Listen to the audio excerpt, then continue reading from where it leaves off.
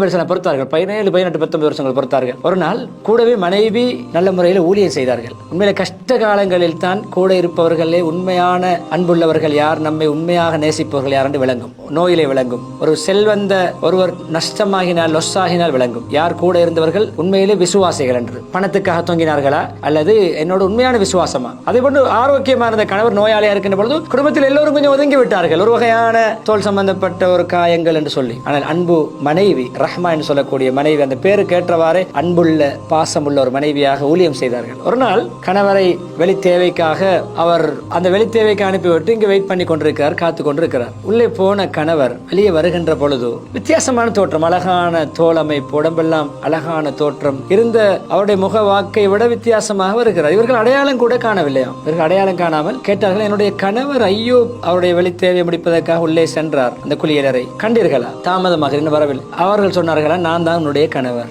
அல்லாஹ் ஒரு என்ன தெரியுமா அல்லாஹ் கொடுத்தான் அந்த நிவாரணத்துக்கு? அந்த பொறுமையுடைய வெற்றி, அந்த பொறுமை, அல்லாஹ்வுடைய அந்த அந்த அந்த நோயை, அந்த கஷ்டத்தை மனதார பொறுத்து ஷிஃபாவையும் கேட்டுக்கொண்டு அன்னி மசனி ஷைத்தான பினோஸ் பண்ணி மசனி அல்தோர் துவாவதி கொண்டு தான் இருந்தார்கள், சிகிச்சை செய்து கொண்டு தான் இருந்தார்கள். ஆனால் ஷிஃபா கிடைக்கும் வரை பொறுமை. அல்லாஹ் 2 நீர், பச்சை தண்ணீர்னு சொல்லுவோம், என்ன ஊருக்குள் பிரிஜ் ஹாதா முக்தசலும் பாரதி மஷாராம். ஒரு தண்ணீரை காட்டி அல்லாஹ் சொன்னானா, அதை கொண்டு காலை அசைத்து அதிலே குளியுங்கள். ஒரு தண்ணீரால் மேலே குளிக்க சொன்னான், இன்னும் ஒரு தண்ணீரை குடிக்க சொன்னான். பச்சை தண்ணீரால் அல்லாஹ் ஷிஃபாவை கொடுத்தான். நீர் அருந்தி முழு ஷிஃபா, முழு தோலும் அப்படி அழகான தோலாக மாறியது. நோய்க்கு முன்னால் இருந்ததை விட அழகாக. அன்பானவர்களே, இதான் பொறுமையின் வெற்றி.